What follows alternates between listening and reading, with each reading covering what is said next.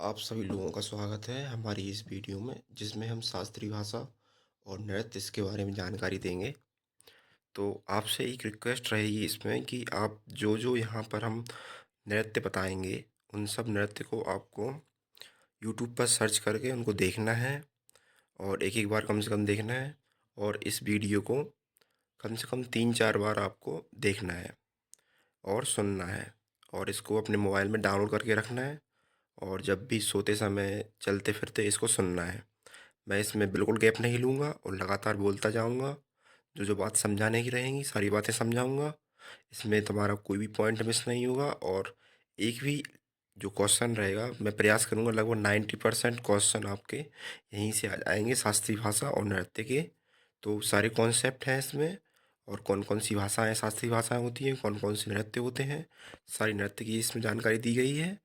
तो आप इसको पूरी इत्मीनान से देखें और जो भी क्वेश्चन हो, जो भी डाउट हो, आपको कमेंट सेक्शन में पूछना है और उसके बारे में जानकारी आपको अवश्य दूँगा। तो चलिए स्टार्ट करते हैं। शास्त्रीय भाषा और नृत्य। शास्त्रीय भाषा को बोलते हैं क्लासिकल लैंग्वेज और क्लासिकल डांस, शास्त्रीय नृत्य। शास्त्रीय भाषा के बारे में बात कर लेते हैं। शास्त्रीय भाषा किस भाषा का अर्थ होता है भावनाओं, विचारों को अभिव्यक्त करना भाषा कहलाता है। संविधान में भाग 17 में राजभाषा का उल्लेख है और भाग 17 में हमारे जो आर्टिकल हैं वो है 343, 344 और 351। तो आर्टिकल 343 में दिया है ऑफिशियल लैंग्वेज यानी कि संघ की राजभाषा और आर्टिकल 344 में दिया हुआ है राजभाषा का राजभाषा का उपयोग आयोग, राजभाषा के लिए आयोग का जिक्र है 344 में। तो राष्ट्रपति द्वारा इस आयोग का गठन किया गया था और आर्टिकल 351 में हिंदी का विकास दिया गया है। आगे देख लेते हैं। 1955 में एक आयोग बनाया गया जिसे बीजी खरे आयोग या बाल गंगाधर खरे आयोग कहते हैं। तो आपको ये भी ध्यान रखना है 1955 में एक आयोग बनाया गया था जिसे बीजी खरे आयोग कहते हैं या बाल गंगाधर खरे आयोग कहते हैं। प्रमुख बिंदु। हिंदी को 14 सितंबर 1949 को भारत की राजभाषा बनाया गया था। ठीक है, आपको यह ध्यान रखना है 14 सितंबर 1949 को भारत की राजभाषा बनाया गया था। राजभाषा विभाग गृह मंत्रालय के अधीन कार्यरत है और राजभाषा अधिनियम 1963 के द्वारा संसदीय राजभाषा समिति 1976 का गठन किया गया। इसमें कुल 30 सांसद सदस्य होते हैं, 20 लोकसभा से होते हैं और 10 राज्यसभा से होते हैं। वर्तमान में संसदीय राजभाषा समिति के अध्यक्ष अमित शाह हैं। तो आपको यह ध्यान रखना है कि वर्तमान में संसदीय राजभाषा समिति के अध्यक्ष कौन है? अमित शाह हैं। अनुसूची नंबर 8 आप इसके बारे में जानते ही हैं। अनुसूची नंबर 8 में भारतीय संविधान में इसमें भाषाओं का उल्लेख किया गया है। मूल संविधान में हमारी 14 भाषाएं थी। मूल संविधान जो कि हमारे 26 जनवरी 1950 को लागू हुआ था उसमें मात्र 14 भाषाएं थी और अब 22 भाषाएं हो चुकी हैं, 8 नई भाषाएं जुड़ चुकी हैं। यहाँ पर एक एक्स्ट्रा फैक्ट लिखा है कि गोवा के तट को कोंकण तट कहते हैं। तो हम आपको बताते हैं कि 22 भाषाएं कैसे हुई। तो आपको याद करना है, पहली भाषा आपको याद करनी है, बाकी हम दोनों जो जो 16 से लेकर 18वीं भाषा और 19 से लेकर 22वीं जो भाषा है उसकी हम ट्रिक बताएंगे आपको। तो 15वीं भाषा जो थी वो 21वें संविधान संशोधन के द्वारा जोड़ी गई थी। उसके नाम था सिंधी भाषा। तो सिंधी भाषा 1967 में जोड़ी गई थी और 21वें संविधान संशोधन के द्वारा जोड़ी गई थी। ठीक है, और 16, 17 और 18 जो भाषाएं हैं वो 71वें संविधान संशोधन द्वारा 1992 में जोड़ी गई थी। इनका नाम है नेपाली, मणिपुरी और कोंकणी। कौन कौन सी? नेपाली, मणिपुरी, कोंकणी। ना मक नमक, ना से नेपाली, माँ से मणिपुरी, का से कोंकणी। और फिर 92वां संविधान संशोधन आया जो कि 2003 में आया। इसमें बोडो, डोंगरी, संथाली और बोडो, डोंगरी, मैथिली और संथाली। बोडो, डोंगरी, मैथिली और संथाली। बोडो मास, बो से बोडो, डो से डोंगरी, माँ से मैथिली, सा से संथाली। तो आपको यहाँ पर एक चीज़ और याद करनी है, कभी कभी ये भी पूछ लेता है कि 21 कौन से संविधान संशोधन के द्वारा भाषाएं जोड़ी गई हैं। देखो 21 से आपको याद करना है, 21 और 71 आपको याद करना है और जो 92 आपको ऑटोमेटिक याद हो जाएगा क्योंकि 21 और 71 92 होते हैं। तो 21वें संविधान संशोधन द्वारा सिंधी और 71वें संविधान संशोधन द्वारा नेपाली, मणिपुरी, कोंकणी और 92वें संविधान संशोधन द्वारा बोडो, डोगरी, मैथिली और संथाली। और भाषाओं के संबंध में कुछ महत्वपूर्ण दिवस दिए गए हैं यहाँ पर। हिंदी दिवस 14 सितंबर को मनाया जाता है। विश्व हिंदी दिवस 10 जनवरी को मनाया जाता है। और क्यों मनाया जाता है? पहला विश्व हिंदी सम्मेलन 10 जनवरी 1975 को नागपुर में हुआ था। नागपुर कहाँ है? महाराष्ट्र में है। क्योंकि इस समय पर जो पीएम थी वो इंदिरा गांधी जी थी। और अंतर्राष्ट्रीय मातृभाषा दिवस 21 फरवरी को मनाया जाता है और अंतर्राष्ट्रीय सांकेतिक भाषा दिवस 23 सितंबर को मनाया जाता है। मैं आपको बार बार कहूँगा, इस क्लास को आपको बार बार सुनना है और देख देख कर इसको बार बार याद करना है। आप अपने नोट्स भी इससे बना सकते हैं। मैंने सारी जानकारी इसमें क्लियर कर कर लिखी हुई है। अब बात करते हैं शास्त्रीय भाषाओं के बारे में। तो कौन शास्त्रीय भाषाएं क्या होती हैं, पहले ये जान लेते हैं। 5 फरवरी 2014 को संस्कृति मंत्रालय ने एक पत्र जारी किया। इसमें कौन सी भाषा शास्त्रीय भाषा होगी, इसका आधार क्या होगा आदि इसमें बताया गया था। तो शास्त्रीय भाषा के आधार क्या क्या होते हैं? सबसे पहली बात, ये भाषा भाषा की मूल्यवान विरासत हो। मूल्यवान विरासत हो उसका नहीं अच्छा खासा इतिहास होना भी चाहिए। और भाषा का इतिहास कम से कम 1500 से 2000 साल पुराना होना चाहिए। और भाषा का साहित्य मौलिक यानी ओरिजिनल होना चाहिए। भाषा का साहित्य कैसा होना चाहिए? मौलिक यानी ओरिजिनल होना चाहिए। और अर्थात उस भाषा की उत्पत्ति किसी अन्य भाषा से नहीं होनी चाहिए। इसका अर्थ ये है कि किसी अन्य भाषा से उसका उत्पत्ति नहीं होनी चाहिए। जैसे कि हमारी जो संस्कृत भाषा है उससे हिंदी भाषा का जन्म हुआ है, इसलिए हम हिंदी को शास्त्रीय भाषा नहीं कहते। हिंदी शास्त्रीय भाषा नहीं है क्योंकि ये संस्कृत से उत्पन्न हुई है। अब आगे जान लेते हैं। वर्तमान भारत में कुल 11 शास्त्रीय भाषाएं हैं।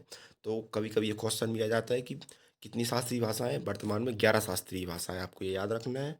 और पहले 6 थी, बाद में 5 और जोड़ी गई। तो हम इसकी ट्रिक भी बताएंगे कौन कौन सी भाषाएं जोड़ी गई। तो सबसे पुरानी जो भाषा थी वो थी हमारी तमिल भाषा। तमिल भाषा को तमिल भाषा को 2004 में जोड़ा गया। कब जोड़ा गया? 2004 में। फिर संस्कृत को 2005 में, फिर तेलुगु 2008 में। तेलुगु तेलंगाना के आसपास बोली जाती है। फिर कन्नड़ को 2008 में जोड़ी गई और जो कर्नाटक के आसपास बोली जाती है। फिर मलयालम को 2013 में जोड़ा गया और जो कि केरल के आसपास बोली जाती है। और उड़िया को 2014 में 14 में जोड़ा गया, जो कि उड़ीसा के आसपास बोली जाती है। इसके बाद में अंतिम में कौन कौन सी 5 जोड़ी गई? प्राकृत, पाली, मराठी, असमिया, बंगाली। ये सभी 2024 में जोड़ी गई। तो अब इनको याद करने की ट्रिक बताते हैं आपको। मिल से तेल कमाओ। मिल से तेल कमाओ। मिल से हो गया तमिल, से संस्कृत, तेल से तेलुगु, का से कन्नड़, माँ से मलयालम, ओ से उड़िया। और इसका भी ट्रिक बता देते हैं। अंतिम जो 5 अभी 2024 में जो लेटेस्ट जोड़ी गई हैं, तो आपका क्वेश्चन ये आ सकता है कि 2024 में कितनी भाषाओं को शास्त्रीय भाषाओं का दर्जा मिला है? तो 5 को मिला है, ऐसा क्वेश्चन भी आ सकता है। और आपको ऑप्शन दे सकते हैं कि कौन कौन सी भाषाएं शास्त्रीय भाषाएं नहीं हैं। तो आपको गलत उसमें से बताना पड़ेगा या सही बताना पड़ेगा कि कौन सा गलत है ऑप्शन, कौन सा सही है। तो इसमें आपको याद करना है माँ पा बम प्रसाद आ गया। माँ पा बम प्रसाद आ गया। ठीक है। तो आपको याद करना है माँ से मराठी, पा से पाली, बम से बंगाली, प्रसाद से प्राकृत, आ गया से असमिया। ठीक है। तो आपको याद करना है माँ पा बम प्रसाद आ गया। मराठी, पाली, बंगाली, प्राकृत, असमिया। मराठी, पाली, बंगाली, प्राकृत, असमिया। आप बार बार इसको सुनोगे तो आपको याद होने वाला है। बिल्कुल आप चिंतित निश्चिंत रहिए, सारी चीज़ें आपको याद हो जाएंगी। आपको बस 2-4 बार इसको देखना है। अब बात कर लेते हैं शास्त्रीय नृत्य की। तो शास्त्रीय नृत्य क्या होता है? शास्त्रीय नृत्यों का उल्लेख शास्त्रों में होता है और इसमें इसमें शरीर का लयबद्ध पैटर्न में संचालन होता है। एक आप तरीके से आप कोई भी एक वीडियो निकाल लीजिए, चाहे कथकली की हो, कथक की हो, भरतनाट्यम की हो या कुचिपुड़ी की हो। कोई भी एक नृत्य आप सर्च करिए यूट्यूब पर, उसमें देखिए कि इसमें शरीर का संचालन लयबद्ध तरीके से होता है। एक लय रहती है उसमें, एक पैटर्न रहता है। लयबद्ध यानी कि पैटर्न, एक पैटर्न रहता है उसमें। और उनकी विशेष वेशभूषा रहती है, यानी कि वो एक अलग तरीके के कपड़े पहनते हैं। और इसका स्रोत क्या है? देखो, अब हम नाट्य शास्त्र के बारे में बताते हैं। नाट्य शास्त्र जिसको जिसको भरत मुनि ने लिखा था, इसको पंचम वेद कहते हैं। ये स्रोत हैं कुछ हमारे शास्त्रीय नृत्य के। एक संगीत रत्नाकार है, जिन्होंने संगीत रत्नाकार है। ये भी एक ग्रंथ है जिसको सारंगदेव ने लिखा। एक अभिनय दर्पण है जिसके लेखक है नंदीकेश्वर। ठीक है। तो 3 हमारे यहाँ पर स्रोत हैं। एक नाट्य शास्त्र, एक संगीत रत्नाकर, एक अभिनय दर्पण। नाट्य शास्त्र के लेखक हैं भरत मुनि, इसको पंचम वेद कहते हैं। और संगीत रत्नाकर के लेखक हैं सारंगदेव। अभिनय दर्पण के लेखक हैं नंदीकेश्वर। और father of modern Indian dance यानी कि आधुनिक भारतीय नृत्य के जनक किसको कहा जाता है? उदय शंकर को कहा जाता है। इनको पद्म विभूषण 1971 में मिला था। संगीत नाटक अकादमी के अनुसार भारत में वर्तमान में 8 शास्त्रीय नृत्य हैं। तो आपको एक क्वेश्चन भी पूछा जा सकता है कि भारत में कितने नृत्य हैं? तो भारत में 8 शास्त्रीय नृत्य हैं। तो हम आपको बताते हैं कौन-कौन से 8 हैं वो। सबसे पहले नंबर भरतनाट्यम, ये सबसे पुराना है भरतनाट्यम, जो कि तमिलनाडु के आसपास होता है। नंबर 2 पर है मोहिनीअट्टम, जो कि केरल के आसपास होता है। और नंबर 3 है कथकली, जो कि केरल देखो इसको याद, कथकली केरल, कथकली केरल, कथकली केरल। और मणिपुरी मणिपुर, मणिपुरी मणिपुर। आपको ये याद जरूर रखना है कि भरतनाट्यम कहाँ का है? तमिलनाडु का है। सबको वैसे याद ही होगा कि भरतनाट्यम तमिलनाडु का है और मोहिनीअट्टम केरल का है। कथकली केरल का भी है। और मोहिनीअट्टम और कथकली दोनों केरल के हैं। ठीक है। और मणिपुरी मणिपुर का है। और कुचिपुड़ी मटका नृत्य या थाल नृत्य, एक ही नाम है। कुचिपुड़ी या मटका नृत्य या थाल नृत्य, ये कहाँ का है? आंध्र प्रदेश का है।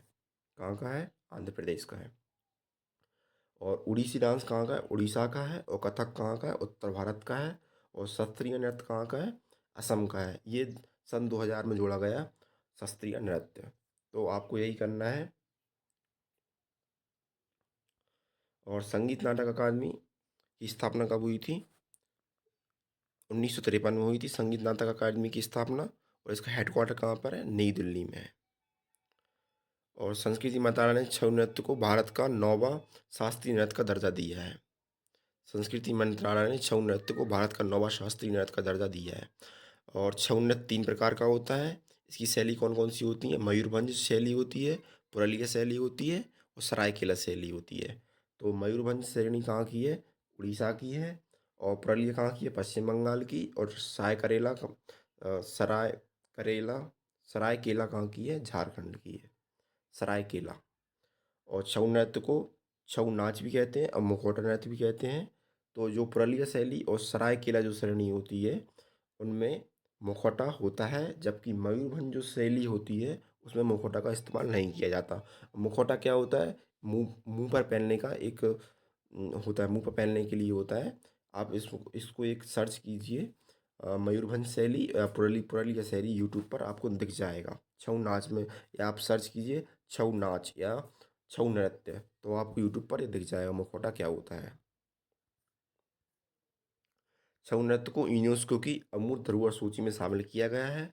अमूर्त धरोहर धरोहर का मतलब होता है भाव, यानी कि टेंजिबल इनटेंजिबल होता है इसका अर्थ। तो जिसको हम छू नहीं सकते, इसमें से भाव होते हैं। और मूर्त यानी होता है टेंजिबल, जिसको हम छू सकते हैं। यह सन 2010 में शामिल किया गया था। तो आपको ये भी याद रखना है, छऊ नृत्य को यूनेस्को में कब शामिल किया गया था? 2010 में शामिल किया गया था।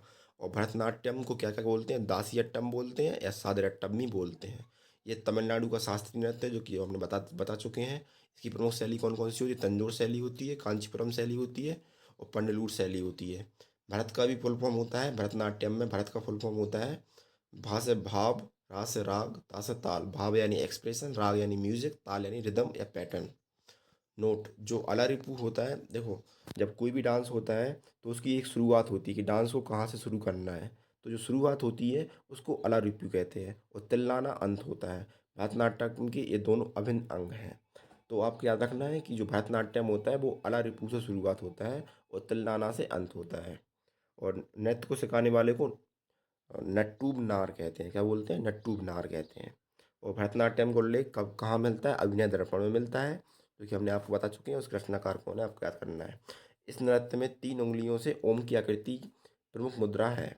यानी कि इस नृत्य में हम 3 उंगलियों का इस्तेमाल करके एक मुद्रा बनाते हैं, ओम की मुद्रा बनाते हैं। ये इसकी प्रमुख मुद्रा है। तो आपसे भी यही पूछा जा सकता है कि ओम की मुद्रा किस शास्त्रीय नृत्य में की जाती है? तो भरतनाट्यम में की जाती है। ठीक है। अब इसके प्रमुख कलाकार जान लेते हैं भरतनाट्यम के। भरतनाट्यम नृत्य को पुनर्जीवित करने का श्रेय ई कृष्ण अय्यर और रुक्मणी देवी अरुणडेल को दिया जाता है। कौन कौन को दिया जाता है? ई कृष्ण अय्यर और रुक्मणी देवी अरुणडेल। रुक्मणी देवी अरुणडेल के बारे में जान लेते हैं। 1952 में राजभाषा के लिए नामित होने वाली शास्त्रीय नृतिका हैं ये। और 1936 में कला क्षेत्र में फाउंडेशन की स्थापना की। इन्होंने 1936 में कला क्षेत्र फाउंडेशन की स्थापना की, जहाँ पर भरतनाट्यम नृत्य सिखाया जाता है। 1968 में पशु संरक्षण के लिए प्राणी मित्र अवार्ड दिया गया। तो ये भी बहुत इंपॉर्टेंट क्वेश्चन बन जाता है कि ऐसी कौन सी नृत्यांगना है जिसको पशु संरक्षण के लिए प्राणी मित्र अवार्ड दिया गया है, तो वो रुक्मणी देवी अरुंडेल हैं। और इन्होंने 1952 में राज्यसभा के लिए नामित हुई थी ये। राज्यसभा के लिए नामित हुई थी, इसका अर्थ ये है कि ये राज्यसभा में सांसद बनी थी, राज्यसभा की सदस्य बनी थी। कब बनी थी? 1952 बनी थी। तो ये एक एक फैक्ट है, इसको याद रखना है आपको। और 1956 में पद्म भूषण मिलता है इनको। अभी यामिनी कृष्णमूर्ति की बात कर लेते हैं, ये भी इसकी प्रमुख कलाकार हैं। इनका हाल ही में निधन हुआ 2024 में। ये भरतनाट्यम और कुचिपुड़ी की फेमस कलाकार हैं। और इनको पद्म भूषण जो है वो 2016 में मिला था, और भूषण पद्म पद्म भूषण मिला था 2001 में। इनकी आत्मकथा के बारे में पूछ लेते हैं कि इनकी जो आत्मकथा है वो है a passion of dance, a passion of dance. Tirumala Devasthanam द्वारा इन्हें अस्थाना नर्तकी की मान्यता दी गई है। तिरुमाला देवस्थानम के द्वारा इन्हें किसकी मान्यता दी गई है? अस्थाना नर्तकी। अस्थाना यानी होता है निवासी, इसकी मान्यता प्रदान की गई है। अब है पद्मा सुब्रमण्यम। पद्मा सुब्रमण्यम को 2024 में पद्म भूषण मिला था, और पद्म श्री इनको 1981 में मिला था, और पद्म भूषण 2003 में मिला था। अब वैजयंती माला। वैजयंती माला 2024 में इनको पद्म भूषण मिला था। टी बाला सरस्वती, इन्हें भरतनाट्यम की रानी कहते हैं। तो ये बहुत इंपॉर्टेंट क्वेश्चन है, भरतनाट्यम की रानी कौन है? टी बाला सरस्वती। ठीक है। पद्म भूषण इनको कब मिलता है? 1977 में मिलता है। ये आपको जो ईयर मैं मेंशन कर रहा हूँ, जो जैसे 1977, 2024, तो आपको ये ईयर्स भी याद करनी है। और सोनल मानसिंह। सोनल मानसिंह भी इसकी एक प्रमुख कलाकार हैं। इनका डांस भरतनाट्यम और उड़ीसी भी है। और इनको 2003 में पद्म भूषण मिलता है। सबसे कम उम्र में पद्म भूषण प्राप्त करने वाली महिला नृत्यांगना है। तो ये भी एक फैक्ट बन गया, बहुत इंपॉर्टेंट फैक्ट है कि सबसे कम उम्र में पद्म भूषण प्राप्त करने वाली महिला नृत्यांगना कौन है? सोनल मानसिंह है। 2018 में इनको राज्यसभा के लिए नामित किया गया। हाँ, मैंने अभी तुम्हें पहले बताया कि 1952 में अ, रुक्मणी देवी अरुंडेल को भी राज्यसभा के लिए नामित किया गया था, और सोनल मानसिंह को भी 2018 में राज्यसभा के लिए नामित किया गया था। तो होता है कभी कभी सरकार क्या करती है कि जो फेमस लोग होते हैं, जिन्होंने कला क्षेत्र में या किसी विज्ञान क्षेत्र में कुछ अच्छा काम किया होता है, तो उन्हें राज्यसभा के लिए नामित कर देते हैं, उनको एक सदस्य बना लेते हैं राज्यसभा का। और इनको 1992 में पद्म भूषण मिला था।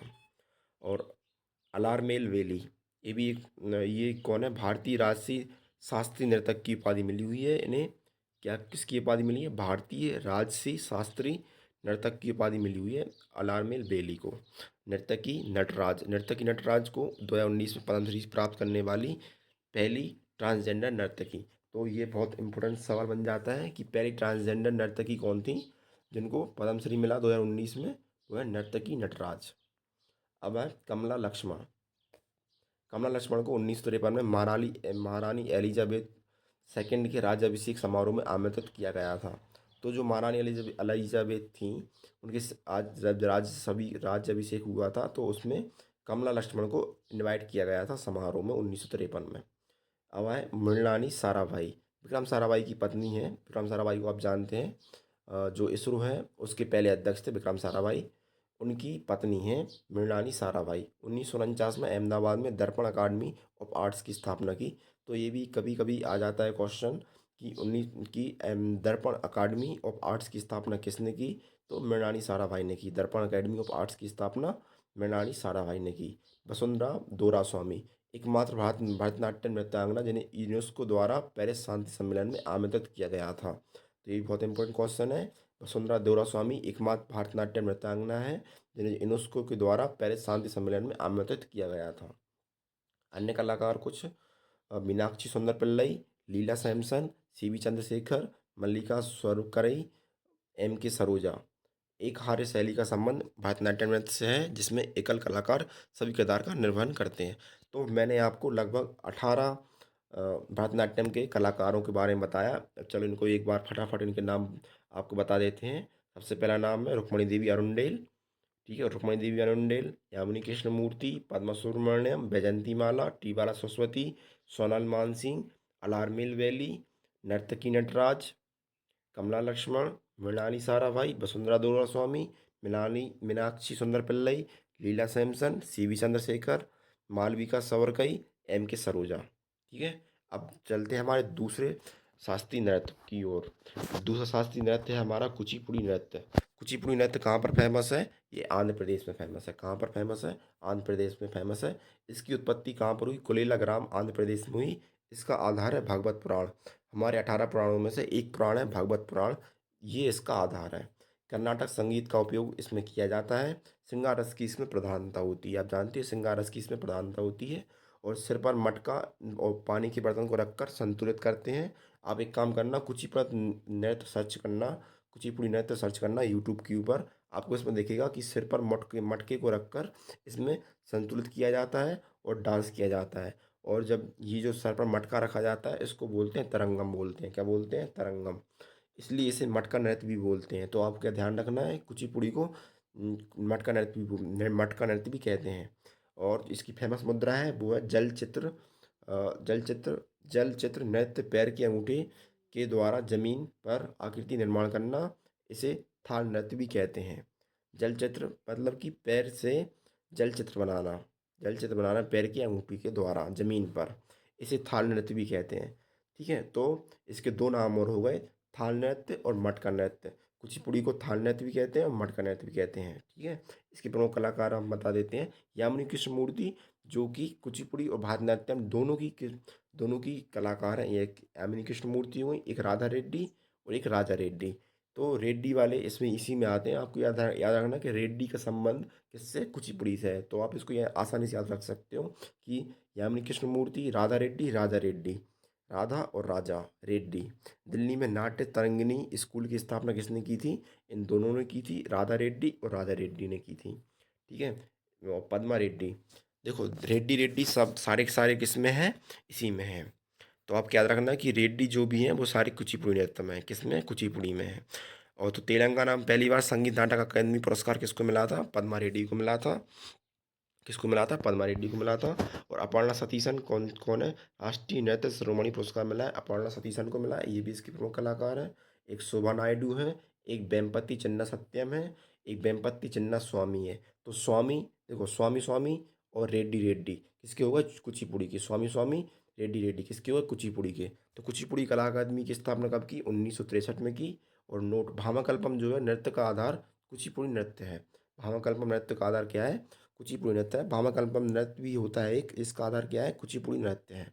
तो आपको ये भी याद रखना है। मैंने यहाँ पर आपको 9 कलाकारों के बारे में बताया, हम इसको ये दोबारा बता देते हैं। यामिनी कृष्ण मूर्ति, राधा रेड्डी, राजा रेड्डी, पद्मा रेड्डी, तो रेड्डी रेड्डी, और अपर्णा सतीशन, शोभा नायडू, वेम्पति चिन्ना सत्यम, वेम्पति चिन्ना स्वामी। तो स्वामी, चिन्ना चिन्ना और रेड्डी रेड्डी, चिन्ना चिन्ना, रेड्डी रेड्डी, आपको ऐसे याद करना है। तो आपको याद करने में आसानी होगी। और आपको ये भी याद रखना है कि कुचिपुड़ी कला अकादमी की स्थापना 1963 में की गई थी। और भामाकल्पम नृत्य का आधार क्या है? कुचिपुड़ी है। ये वीडियो थोड़ा लॉन्ग होने वाला है, तो और लेकिन हालांकि इसमें हम सारे टॉपिक कवर करेंगे। कौन कौन से नृत्य होते हैं हमने भाषा ऑलरेडी कवर कर चुके हैं। अब हमारा तीसरा नृत्य है, वो है ओडिसी नृत्य। तो आपको पेशेंस बनाए रखना है और इस वीडियो को 2-4 बार आपको सुनना जरूर है। तो उड़ीसा में मंदिरों में नृत्य से शुरुआत हुई थी इसकी। और इसे चलती फिरती मूर्ति कला भी कहते हैं। क्या कहते हैं? चलती फिरती मूर्ति कला भी कहते हैं। इसका प्रारंभिक साक्ष्य उदयगिरी से प्राप्त होता है। इसके संरक्षक कौन है? खारवेल हैं। और जो त्रिभंग मुद्रा है, इसमें इसकी फेमस मुद्रा है, क्या है? त्रिभंग मुद्रा। इसमें शरीर को 3 बार वक्र में मोड़ा जाता है, यानी कि 3 बार मोड़ा जाता है। वक्र यानी मोड़ना होता है, इसलिए इसे बटु नृत्य भी कहते हैं। क्या बोलते हैं? बटु नृत्य भी बोलते हैं इसलिए इसको। इसकी शुरुआत किससे होती है? मंगलाचरण से। याद करो, मैंने अभी आपको बताया भरतनाट्यम नृत्य की शुरुआत होती है हमारी किससे होती है? वो होती है तिल्लाना, अलारिपू से होती है। किससे होती है? अलारिपू से।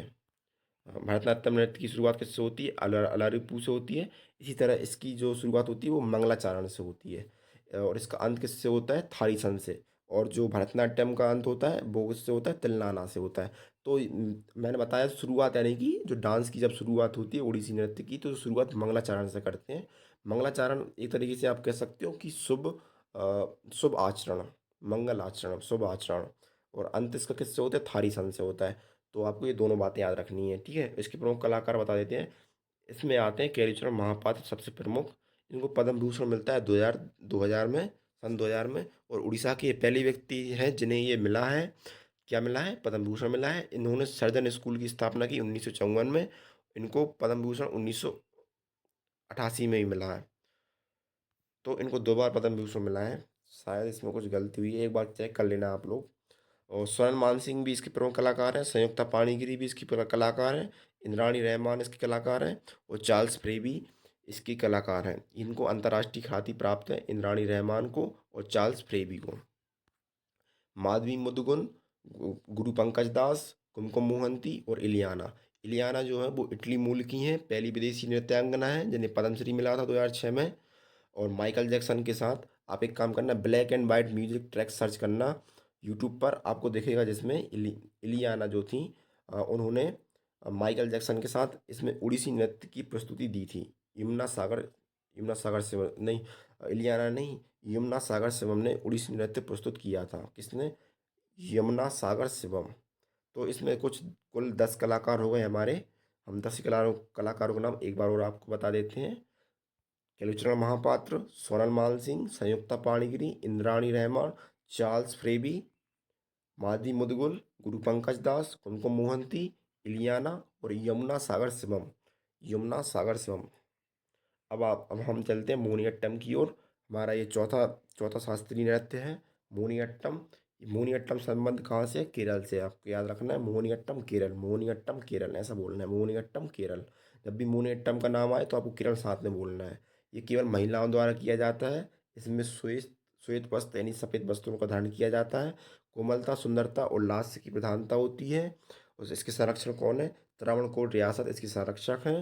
भगवान विष्णु का मोहिनी रूप इसमें दिखाया गया है। आप जानते हो भगवान विष्णु ने भस्मासुर को भस्म किया था, तो तब उन्होंने भगवान विष्णु ने मोहिनी रूप लिया था। तो उन्हीं की कथा इसमें दर्शित की जाती है, दिखाई जाती है मोहिनीअट्टम में।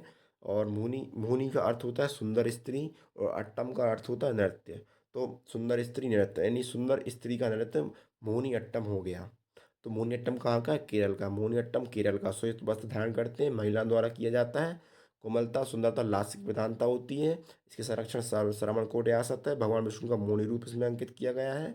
और मोहिनी क्या होता है? सुंदर स्त्री। अट्टम यानी होता है नृत्य। और व्यवहार माला ग्रंथ में इसका उल्लेख किया गया है। तो मैंने आपको 3 ग्रंथ पहले बताए थे और एक एक ग्रंथ आपको और याद रखना है, वह क्या है? व्यवहार माला। इसको किसने लिखा था? नारायण ने। किसने लिखा था? नारायण ने। मोहिनी अट्टम की जननी कौन है? कल्याणी अम्मा। मोहिनी अट्टम की जननी कौन है? कल्याणी अम्मा।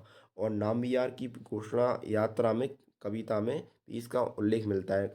नामियार एक प्रसिद्ध कवि रहे हैं। तो उन जो कवि थे नामियार, उनकी घोषणा यात्रा कविता में भी मोहिनीअट्टम का जिक्र मिलता है। किसका जिक्र मिलता है? मोहिनीअट्टम का जिक्र मिलता है। हम इसकी बात कर लेते हैं इसके प्रमुख कलाकारों के बारे में। देखो, तो इसके प्रमुख कलाकार सबसे इम्पोर्टेंट है, वो है कनक रेले। कनक रेले और जया प्रभा मेनन और हेमा मालिनी और श्रीदेवी।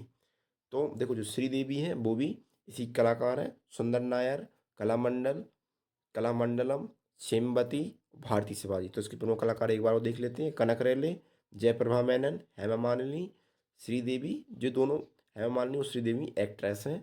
और सुंदर नायर, कलामंडलम, सेमवती एक ही नाम है। और भारती शिवाजी। तो ये इसके प्रमुख कलाकार हैं। किसके? हमारे मोहिनीअट्टम के प्रमुख कलाकार हैं। ठीक है। और कथक नृत्य के बारे में हम जान लेते हैं। नंबर 5 पर हमारा है कथक नृत्य। ये उत्तर भारत का नृत्य है, पूरे उत्तर भारत में होता है। और इसका अर्थ होता है कथिका या कथा। इसके प्रमुख घराने, हम घरानों के बारे में बात करें। घराने यानी कि तरीके से घराना होता है, परिवार तरीके के। पुराने लोग पुराने समय में घराने चलते थे। तो फिर इसकी प्रमुख घराने जयपुर घराना, लखनऊ घराना, बनारस घराना और रामगढ़ घराना। हम घरानों के बारे में भी आगे पढ़ेंगे अगले लेक्चर में या दूसरे तीसरे लेक्चर में हम घरानों के बारे में पढ़ेंगे। उसके बारे में घरानों घरानों के बारे में पूरी जानकारी आपको देंगे। इसमें पुरुष धोती पहनते हैं और महिला क्या पहनती है? साड़ी पहनती है, लहंगा पहनते हैं। तो कथक नृत्य में आपको याद रखना है कि इसमें पुरुष धोती पहनते हैं, महिला साड़ी या लहंगा पहनती हैं। और कथक का अर्थ आपको जरूर याद रखना है। कथक का अर्थ होता है कथिका या कथक। और ये कहाँ पर होता है? उत्तर भारत में होता है। ठीक है। पैरों में घुंघरू पहनना इसमें अनिवार्य होता है। हिंदुस्तान शास्त्रीय संगीत शैली का उपयोग होता है। इसमें मुस्लिम संस्कृति की झलक दिखती है। तो ये अभी तक हमने इतने नृत्य पढ़ लिए, किसी में मुस्लिम संस्कृति की झलक नहीं प्राप्त हुई। सिर्फ कथक जो नृत्य है इसमें मुस्लिम संस्कृति की झलक प्राप्त होती है। किसमें होती है? कथक नृत्य में होती है मुस्लिम संस्कृति की झलक। इसको पुनर्जीवित करने का श्रेय किसको मिलता है? कालका प्रसाद और बृंदादीन महाराज को मिलता है। और जो ठुमरी का संबंध है वो कथक नृत्य से है। गिरिजा देवी ठुमरी की रानी है। और गिरिजा देवी को ठुमरी की रानी कहा जाता है। इसको आपको बहुत ज़रूर याद रखना है कि गिरिजा देवी हैं वो ठुमरी की रानी हैं और 2016 में इनको पद्म भूषण मिला था। इसके प्रमुख कलाकार इसमें सबसे मोस्ट इम्पोर्टेंट है पंडित बिरजू महाराज। तो इसमें सारे महाराज ही महाराज हैं, लगभग 2-4 महाराज हैं इसमें। तो महाराजों को संबंध किससे? कथक से है। ऐसे मैंने आपको बताया था कि उसमें रेड्डी रेड्डी थे और रेड्डी रेड्डी और चन्ना चन्ना, रेड्डी रेड्डी चन्ना चन्ना थे। और इसमें कौन से हैं? महाराज हैं। तो 1986 में पद्म भूषण मिला था इनको, पंडित बिरजू महाराज को। इन्होंने कलाश्रम विद्यालय नृत्य केंद्र की स्थापना की थी। इनका संबंध किससे है? लखनऊ लखनऊ घराने से है। और लखनऊ घराने के अंदर भी कालका बिंदादीन घराना, मतलब एक घराने के अंदर एक दूसरा घराना था, इसका नाम था कालका बिंदादीन घराना। ये क्वेश्चन भी पूछा गया है। आप एक काम करना कि जो प्रीवियस क्वेश्चन है इसके बाद आप लगा कर देखना, आपको इसमें बहुत महत्वपूर्ण, मतलब आपको ऐसा नहीं लगेगा कि ये मैंने पढ़ा नहीं है। और मैं आपको कुछ क्वेश्चन इसमें आगे बताने ही वाला हूँ। मोही रंगदू लाल जो गाना है, उस गाने में जो आवाज़ और कोरियोग्राफी की थी वो बाजीराव मस्तानी मूवी में की थी। तो वो इन्होंने ही की थी, पंडित बिरजू महाराज ने की थी। तो आप इस गाने को भी देख सकते हो, मोहे रंगदू लाल। इसमें आवाज़ दी थी पंडित बिरजू महाराज ने। और अच्छन महाराज, लच्छू महाराज, शंभू महाराज। तो बिरजू महाराज, अच्छन महाराज, लच्छू महाराज, शंभू महाराज। सिलवारा देवी, सितारा देवी, सॉरी, सितारा देवी, मालविका सरकार, रोहिणी भाटे। देखो रोहिणी भाटे जो है उन्होंने नृत्य भारती कथक अकादमी की स्थापना पुणे में की थी, रोहिणी भाटे ने। और प्रेरणा श्रीमाली और रोशन कुमारी, भानु महाराज। तो यहाँ पर महाराज महाराज आ रहे हैं। तो इन तीनों का संबंध किससे? जयपुर घराने से है। कौन कौन का? प्रेरणा श्रीमाली, रोशन कुमारी, भानु महाराज का संबंध किससे? जयपुर घराने से है। और जयपुर घराने की शुरुआत का श्रेय किसको मिलता है? भानु महाराज को मिलता है। जो जयपुर घराने की शुरुआत किसने की थी? भानु महाराज ने की थी। जानकी प्रसाद, जिनका संबंध किससे? बनारस घराने से है। और सोमनाथ नारायण भी इसके प्रमुख कलाकार हैं। तो अब एक नोट है यहाँ पर, जो राष्ट्रीय कथक नृत्य संस्थान है उसकी स्थापना 1964 में की गई थी। कहाँ पर की गई थी? दिल्ली में की गई थी। राष्ट्रीय कथक नृत्य संस्थान, यहाँ पर कथक सिखाया जाता है। तो राष्ट्रीय कथक नृत्य संस्थान की स्थापना 1964 यानी 1964 में न्यू दिल्ली में की गई थी। तो इसके हम प्रमुख कलाकार एक बार और जान लेते हैं कथक के। तो सारे महाराज महाराज इसमें होते हैं, पंडित बिरजू महाराज, अच्छन महाराज, लच्छू महाराज, शंभू महाराज, सितारा देवी, मालविका सरकार, रोहिणी भाटे, प्रेरणा श्रीमाली, रोशन कुमारी, भानु महाराज, जानकी प्रसाद, सोमनाथ नारायण। अब अगले हमारे चलते हैं। एक और नोट है, रविन्द्रनाथ टैगोर ने सितारा देवी को नृत्य सम्राज्ञी की उपाधि दी थी। तो ये भी बहुत इंपॉर्टेंट क्वेश्चन बन जाता है कि सितारा देवी जो कि हमारे कथक की फेमस नृत्यांगना है, डांसर हैं, इनको रविन्द्रनाथ टैगोर ने नृत्य सम्राज्ञी की उपाधि दी थी। रानी कर्ण ने 1995 में संस्कृति श्रेष्ठकर नृत्य अकादमी की स्थापना कलकत्ता में की थी। तो आपको ये भी याद रखना कि रानी कर्ण ने 1995 में संस्कृति श्रेष्ठकर नृत्य अकादमी की स्थापना कहाँ पर की थी? कलकत्ता में की थी। और एक अब आता है नंबर 6, कथकली। कथकली कहाँ का है? केरल का है। इसके दो आधार हैं, एक रामायण रामायण है जिसको रामायणट्टम बोलते हैं। क्या बोलते हैं? रामायण को रामायणट्टम। और महाभारत को बोलते हैं कृष्णाट्टम। तो रामायण को रामायणट्टम, महाभारत को कृष्णाट्टम बोलते हैं। इसकी विशेषता क्या है? आँखों और भुवों का संचरण किया जाता है। देखो आपने कथकली लगभग मूवी में, किसी न किसी मूवी में ज़रूर देखा होगा आपने, जो चेहरे पर कुछ रंग लगाए जाते हैं, हरे हरे नीले लाल कलर के, हरे नीले लगभग, है ना। तो चेहरे पे हरा काला और लाल रंग लगाया जाता है। इसमें लिखा भी है कि चेहरे पे हरा काला और लाल रंग की प्रधानता होती है। हरा हरा दिव्यता या अच्छाई का प्रतीक होता है। काला लाल यानी दुष्टता और बुराई का प्रतीक होता है। और अच्छाई की बुराई पर जीत जीत इसकी थीम होती है। इसमें मुकुट यानी किरीट का होना अनिवार्य होता है। आपने देखा भी होगा कि जो कथकली होता है उसमें मुकुट जरूर लगाया जाता है। उसमें अजीब अजीब से चेहरे बनाए जाते हैं, यानी कि आंखों के जरिए और भौहों के जरिए। आपने जरूर देखा होगा। इसका इसका रूप क्या है? तांडव रूप है, यानी कि उसका चेहरा देखकर, मतलब कि जो कलाकार रहता है उसका चेहरा देखकर तांडव का महसूस होता है, रौद्र रूप का महसूस होता है। तो शुरुआत में इस नृत्य को केवल पुरुष ही प्रदर्शित करते थे, लेकिन शुरुआत में कौन करते थे? सिर्फ केवल पुरुष ही करते थे इसको, केवल पुरुषों के द्वारा किया जाता था। और रोता जो गांगुली हैं, उन्होंने इसे महिलाओं में शुरू किया था। पुनर्जीवित करने का श्रेय किसको मिलता है? बी नारायण मेनन और गुरु गोपीनाथ को मिलता है। और कथकली नृत्य से पहले सेवाकली अभ्यास होता है, मतलब कि जो कथकली नृत्य करते हैं उससे पहले सेवाकली अभ्यास होता है। तो कथकली नृत्य से पहले क्या होता है? सेवाकली अभ्यास होता है, यानी कि इससे पहले हम सेवाकली अभ्यास करते हैं। और नल चरित्रम नाटक भी कथकली पर निर्भर है। नल चरित्रम आपने जरूर सुना हो, नल और दमयंती की प्रेम कहानी होती है नल चरित्रम। ये दोनों इन दोनों की प्रेम कहानी बहुत फेमस प्रेम कहानी है। आप इसको इसको भी देख सकते हो, यूट्यूब पर मिल जाएगी। तो जो नल चरित्रम है, इस नाटक का आधार जो है ना वो कथकली है, यानी कि इस पर निर्भर है, कथकली पर। इसके प्रमुख कलाकार कौन कौन है? वी नारायण मेनन, जो कि केरल कलामंडलम की इन्होंने स्थापना की थी। तो वी नारायण मेनन इन्होंने केरल कलामंडलम की स्थापना की थी। रीता गांगुली, कृष्ण नायर, और कौन कौन है? मृणाली साराभाई, ये भी इसकी प्रमुख कलाकार हैं, भरतनाट्यम की भी हैं और कथकली की भी हैं। और शांताराव, और कृष्ण कोहरी, गोपीनाथ, हरिप्रीक्षा नंदुबरी, आनंद Sivaraman, Gurukunj group, मिलेना Sylvanie. मिलेना Sylvanie जो है ना वो इटली मूल की कथकली की नृत्यांगना है। इनको पद्मश्री मिला हुआ है। और गीतांजलि लाल भी इसकी प्रमुख कलाकार हैं। इनका संबंध जयपुर घराने से है। तो इसके प्रमुख कलाकार हम दोबारा एक बार और आपको बता देते हैं कथकली के। तो कौन कौन है? वो है वी नारायण मेनन, रीता गांगुली, कृष्ण नायर, मृणाली साराभाई, शांताराव, कृष्ण कोहरी गोपीनाथ, हरिप्रीथा नंदुबरी, आनंद शिवरमन, गुरुकुंज कुरूप, मिलेना सिल्वेनी, ठीक है, और गीतांजलि राव। अब हम आते हैं हमारे आखिरी डांस की तरफ, जो कि है मणिपुरी डांस। और मणिपुरी डांस का संबंध कहाँ से है? मणिपुर से है। नाम में ही छुपा हुआ है, मणिपुरी यानी मणिपुर। तो आपको ऐसे याद करना है। आधार इसका क्या है? कृष्ण और राधा रानी की रासलीला।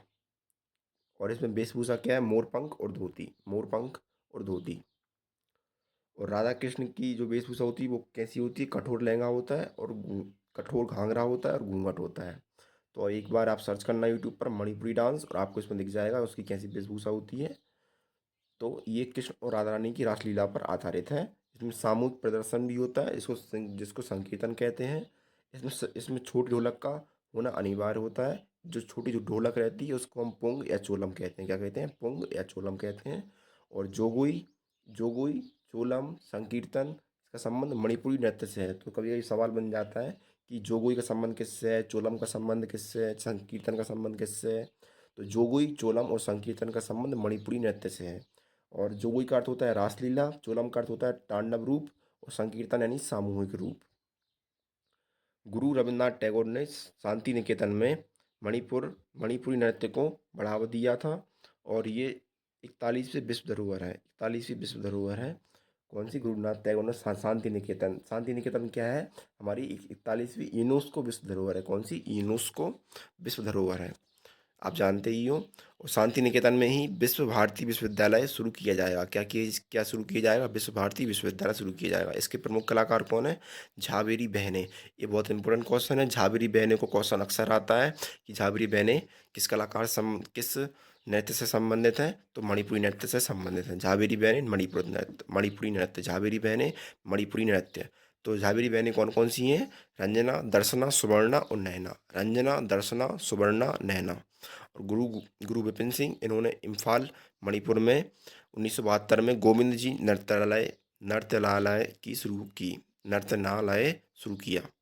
तो गुरु विपिन सिंह ने इम्फाल मणिपुर में 1972 में गोविंद जी नृत्यनालय शुरू किया। और चारू मधुर, एल विनोदेवी, बिम्बावती, राजकुमार सिंह जीत, नीलेश्वर मुखर्जी, ये इसके प्रमुख कलाकार हैं। तो हम एक बार और बता देते हैं प्रमुख कलाकार। झावेरी बहनें, इसमें रंजना, दर्शना, सुवर्णा और नैना शामिल हैं। गुरु विपिन सिंह, चारू मधुर, एल विनोदेवी, बिम्बावती, राजकुमार सिंह जीत, नीलेश्वर मुखर्जी। अब देखते हैं हमारा आखिरी डांस ये बचा है शास्त्रीय नृत्य। तो शास्त्रीय नृत्य कहाँ का है? असम का है। और भारत का नवीनतम नृत्य है। इसको सन 2000 में शामिल किया गया था। इसके संस्थापक कौन है? श्रीमन शंकर देव। अंकिया नाट नाटक इसी से संबंधित है। अंकिया नाट जो नाटक होता है वो इसी से संबंधित है। इसका नारा होता है एक शरण एक धर्म, एक शरण एक धर्म, यानी कि एक ईश्वर का नाम श्रद्धापूर्वक जपना, एक ईश्वर का नाम श्रद्धापूर्वक जपना। ये वैष्णव धर्म से संबंधित है। बोरगीत संगीत का इसमें उपयोग किया जाता है। इसके प्रमुख कलाकार कौन है? भीमन शंकर देव, श्रीमन शंकर देव, शारदा सेकिया, इंदिरा पीपी बोरा। इनको 2020 में पद्मश्री मिला था, इंदिरा पीपी बोहरा को। और गुरु जतिन गोस्वामी, प्रदीप चलिया, गहन चंद्रा गोस्वामी, मीनाक्षी मेधी।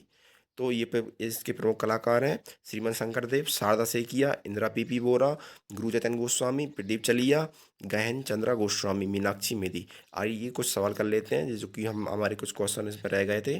तो थिएटर कला के रूप में नए सिरे से तैयार किया गया नृत्य कौन सा है? भरतनाट्यम नृत्य है। और जो कला सम भारत के किस शास्त्रीय नृत्य की एक नृत्य अनुक्रम है? तो कथकली की है। तो कथकली में आपको याद रखना है कि जो कला सम होता है वो इसी से संबंधित है। कला सम कथकली, कला सम कथकली।